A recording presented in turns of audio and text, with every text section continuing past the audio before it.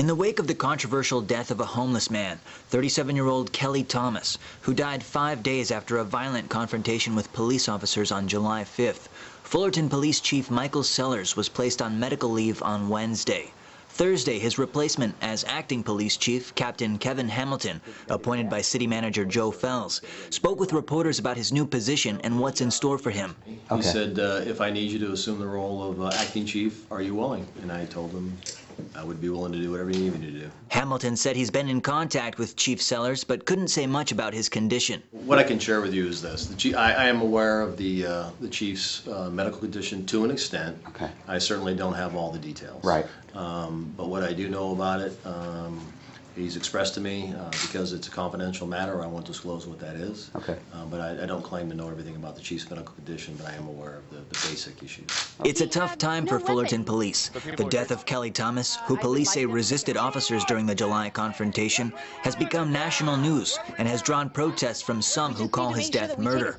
Hamilton says despite this, he didn't hesitate to take the position. No, it didn't give me pause. Okay. Not at all, because the issue is far bigger than me. The issue is putting a person in place that the city manager and the city council has confidence in, that can get the police department on an even keel, and proceed forward with policing the city of Fullerton. Hamilton has seen the city surveillance video of the July incident. Well, to get into characterization of the video too much would certainly be disclosing evidence. Okay. What I can tell you is there's certainly a significant amount of struggle between Mr. Thomas and the officers. Chief Sellers was criticized by some for not being upfront and open about the Thomas incident, but Hamilton says with him that won't be the case. As acting chief for the city of Fullerton, I will be out in front of this issue. Regarding rumors and theories as to what happened that evening between Thomas and the officers, Hamilton had this to say. Since we're not doing the investigation, it's hard for me to separate fact from fiction on many things. Right. Because it's the DA's office that's doing the investigation. Sure. What I can absolutely tell you, which is not true, is the Fullerton Police Department hasn't committed any cover-up on this matter at all.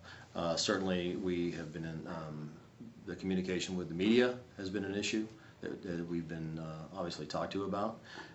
But I will tell you this: every bit of evidence that is relevant to this case was forwarded to the Orange County DA's office.